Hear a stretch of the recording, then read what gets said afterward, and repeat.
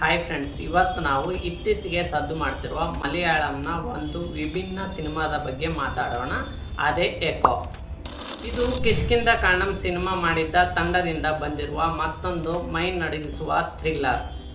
ಈ ಸಿನಿಮಾದ ಕಥೆ ಏನು, ಇದರಲ್ಲಿ ಅಡಗಿರುವ ಆ ರಹಸ್ಯ ಏನು ಎನ್ನುವುದನ್ನು ಈ ವಿಡಿಯೋದಲ್ಲಿ ನೋಡೋಣ. ವಿಡಿಯೋ ಕೊನೆಯಲ್ಲಿ ಕ್ಲೈಮ್ಯಾಕ್ಸ್ ಕೂಡ ಹೇಳ್ತೀನಿ, ಮಿಸ್ ಮಾಡಬೇಡಿ. ಸಿನಿಮಾದ ಕತೆ ಶುರುವಾಗೋದು ಒಂದು ಗುಡ್ಡಗಾಡು ಪ್ರದೇಶದಲ್ಲಿ. ಅಲ್ಲಿ ಕುರಿಯಾಚನ್ ಅನ್ನೋ ಒಬ್ಬ ವ್ಯಕ್ತಿ ಇರ್ತಾನೆ. ಆದರೆ ಈ ಕುರಿಯಾಚನ್ ಕಳೆದ ಎಷ್ಟೋ ವರ್ಷಗಳಿಂದ ನಾಪತ್ತೆಯಾಗಿದ್ದಾನೆ. ಅವನನ್ನು ಹುಡುಕಿಕೊಂಡು ನಕ್ಸಲೈಟ್ಸ್ ಮತ್ತು ಪೊಲೀಸರು ಬರ್ತಾ ಇರ್ತಾರೆ. ಅವನ ಹಳೆಯ ಮನೆಯಲ್ಲಿ ಅವನ ಹೆಂಡತಿ ಮತ್ತು ಫಿಯಸ್ ಎನ್ನುವ ಹುಡುಗ ಇರ್ತಾರೆ. ಇಡೀ ಮನೆಯ ಸುತ್ತ ಭಯಾನಕ ನಾಯಿಗಳಿರ್ತವೆ. ಕುರಿಯಾಚನ್ ಎಲ್ಲಿದ್ದಾನೆ, ಅವನನ್ನು ಯಾರಾದರೂ ಕೊಲೆ ಮಾಡಿದ್ರ ಅಥವಾ ಅವನು ಎಲ್ಲಾದರೂ ಓಡಿ ಹೋಗಿದ್ದಾನ ಎನ್ನುವುದೇ ಈ ಸಿನಿಮಾದ ಕುತೂಹಲ. ಈ ಸಿನಿಮಾದ ಪ್ಲಸ್ ಪಾಯಿಂಟ್ಗಳನ್ನು ನೋಡೋಣ. ಮೊದಲನೇದು ನಾಯಿಗಳ ಪಾತ್ರ. ಇಲ್ಲಿ ನಾಯಿಗಳನ್ನು ಕೇವಲ ಸೈಡ್ ರೋಲ್ಗೆ ಬೆಳೆಸಿಲ್ಲ, ಇಡೀ ಸಿನಿಮಾದಲ್ಲಿ ನಾಯಿಗಳು ಪ್ರಮುಖ ಪಾತ್ರಗಳನ್ನು ನಿರ್ವಹಿಸಿದ್ದಾವೆ.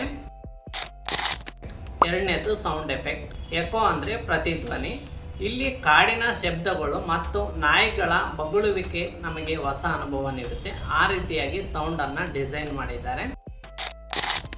ಇನ್ನು ಮೂರನೇದು ಸಿನಿಮಾದ ನಿಗೂಢತೆ. ಸಿನಿಮಾ ಮುಗಿಯುವವರೆಗೆ ಕ್ಲೈಮ್ಯಾಕ್ಸ್ನಲ್ಲಿ ಏನಾಗ್ಬೋದು ಅಂತ ಯಾರಿಗೂ ಕೂಡ ಊಹೆ ಮಾಡೋಕ್ಕೆ ಆಗೋದಿಲ್ಲ. ಆ ರೀತಿಯಾಗಿ ಕ್ಲೈಮ್ಯಾಕ್ಸನ್ನು ಇಲ್ಲಿ ಇಟ್ಟಿದ್ದಾರೆ.